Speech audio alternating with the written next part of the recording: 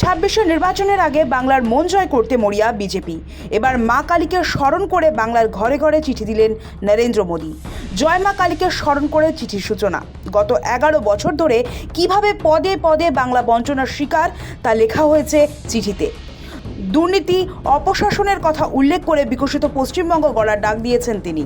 চিঠিতে রয়েছে একাধিক মনীষীর নামও। প্রধানমন্ত্রী চিঠির শুরুতেই পশ্চিমবঙ্গবাসীকে শুভেচ্ছা জানিয়ে লিখেছেন, আগামী দিনে কোন পথে চলবে বাংলা সে ব্যাপারে সিদ্ধান্ত নেওয়ার মুহূর্তে দাঁড়িয়ে রয়েছে রাজ্য।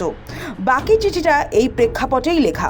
তাৎপর্যপূর্ণ হলো সেই চিঠিতে কোথাও তৃণমূলের নাম নেই মমতা বন্দ্যোপাধ্যায়েরও, বরং কৌশলগতভাবে গোটা চিঠির পরতে পরতে বাংলার হতাশাজনক পরিস্থিতির কথা তুলে ধরেছেন প্রধানমন্ত্রী। আর বোঝাতে চেয়েছেন বাংলা কি হতে পারত, কিন্তু এখন কি জীর্ণ দশায় রয়েছে। তার কথায় স্বাধীনতা পরবর্তী সময়ে এই পশ্চিমবঙ্গই ছিল দেশের অর্থনীতির দিশারি, শিল্পায়নের অগ্রদূত। অথচ আজ পশ্চিমবঙ্গের এই রুগ্ন জরাজীর্ণ দশা দেখে তার হৃদয় ব্যথিত হয়। গত ৬ দশকের অপশাসন ও তোষণমূলক রাজনীতির কারণে পশ্চিমবঙ্গের যে অপূরণীয় ক্ষতি হয়েছে তা বর্ণনাতীত। ভোট ব্যাংকের সংকীর্ণ রাজনীতি ও হিংসা এবং নৈরাজ্যে জর্জরিত বাংলা। চিঠিতে প্রধানমন্ত্রী লিখেছেন, কর্মসংস্থানের অভাবে যুব সমাজ ভিন রাজ্যে পাড়ি দিতে বাধ্য হচ্ছে। পশ্চিমবঙ্গের সরকারি স্থায়ী চাকরির অভাব নিয়ে বিজেপি অতীতে বারবার সরব হয়েছে। প্রশ্ন তুলেছে রাজ্যে ভারী শিল্পের অভাব নিয়েও। রাজ্যবাসীকে লেখা খোলা চিঠিতেও সে কথাই মনে করিয়ে দিলেন তিনি।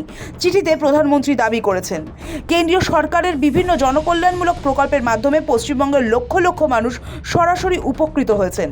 জনধন যোজনা, প্রধানমন্ত্রী আবাস যোজনা, উজ্জ্বলা যোজনা, স্বনির্ভর ভারত অভিযান, এই সব প্রকল্পের মাধ্যমে গরিব, মধ্যবিত্ত, কৃষক, যুবক ও মহিলাদের জীবনযাত্রার মান উন্নত হয়েছে বলে দাবি করা হয়। প্রধানমন্ত্রী আরও লেখেন, পশ্চিমবঙ্গের পরিকাঠামো উন্নয়নে কেন্দ্র বিপুল বিনিয়োগ করেছে।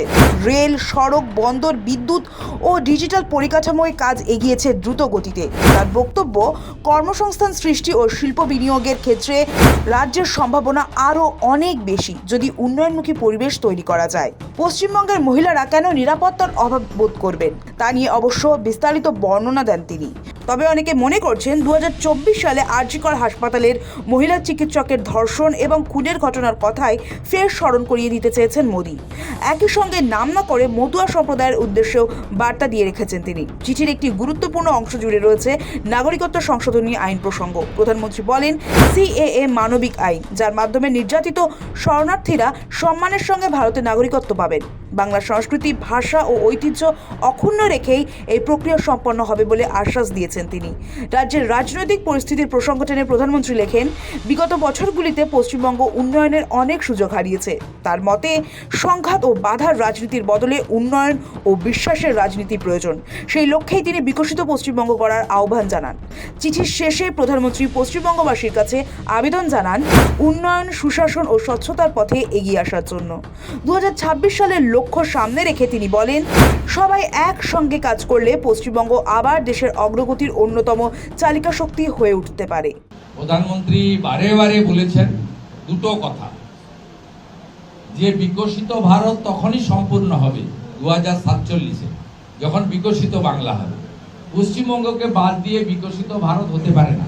এটা প্রধানমন্ত্রী যে ৬টি পরিবর্তন সংকল্প যাত্রা এখানে করেছেন, সরকারি কর্মসূচি করেছেন, তাতে পরিষ্কারভাবে বলেছেন। ১ নম্বর। দ্বিতীয় নম্বর হচ্ছে, মাননীয় প্রধানমন্ত্রী বলেছেন যে ভারতীয় জনতা পার্টির আদর্শিক নেতা এবং ভিত্তি স্থাপন করেছিলেন ডক্টর শ্যামাপ্রসাদ মুখার্জি, একজন আদর্শ বাঙালি, ট্রু একজন রাষ্ট্রবাদী, যার জন্যই আজকে কাশ্মীর ভারতের অবিচ্ছেদ্য অঙ্গ।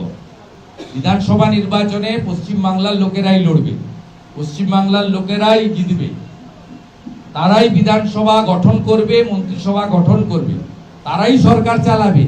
আমাদের নেতা নরেন্দ্র মোদী বলে গেছেন, বাংলার হিত গৌরব ফিরিয়ে আনার ক্ষেত্রে আমি গ্যারান্টার থাকলাম।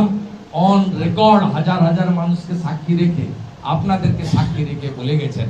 তাই মানুষ, গোটা বিশ্ব যে নেতার প্রতি আস্থা রেখেছে, সেই নেতার প্রতি পশ্চিমবঙ্গের গণদেবতা, জনতা, জনার্দন, ভোটার, ভদ্রমণ্ডলীয় আস্থা রাখবেন। তবে প্রশ্ন উঠছে, এই চিঠি কি ভোটমুখী বঙ্গবাসীর মনে জায়গা করে নিতে পারবে? যদিও এই চিঠিতে লাভ কিছুই হবে না বলে আত্মবিশ্বাসী তৃণমূল। প্রধানমন্ত্রী যে চিঠি দিচ্ছেন জয় মা কালী বলে শুরু করেছেন, অর্থাৎ জয় শ্রীরাম থেকে শিফটেড। প্রধানমন্ত্রীর চিঠি জয় শ্রীরাম থেকে শিফটেড জয় মা কালী, আর ভোটের পর ওটা জয় বাংলায় চলে আসবে। পুরো তৃণমূল জিতবে, তৃণমূলের স্লোগান আপনাদের দিয়ে আমরা বলিয়ে ছাড়ব।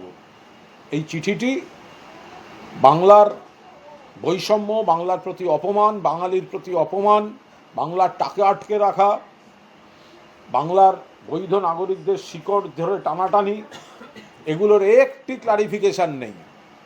আগাগোড়া মানুষকে বিভ্রান্ত করা আছে। আর জয় শ্রীরাম থেকে সরে গেছে মানেই বুঝতে পারবেন বিজেপি একটা দিশাহীন পরিস্থিতিতে চলে গেছে। গত বেশ কয়েকটি নির্বাচনে বাংলায় মোটেও ভালো ফল করতে পারেনি বিজেপি, তাই আসন্ন বিধানসভা নির্বাচন বিজেপির কাছে বড় চ্যালেঞ্জ।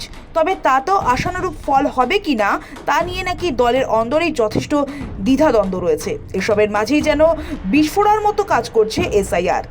এই ভোটার তালিকা সংশোধন যেন বঙ্গ বিজেপির কাছে বুমেরাং হয়ে গিয়েছে। তাই সিএ এর মাধ্যমে সেই হারানো জমি ফেরানোর চেষ্টায় মরিয়া হয়ে গিয়েছে পদ্ম শিবির।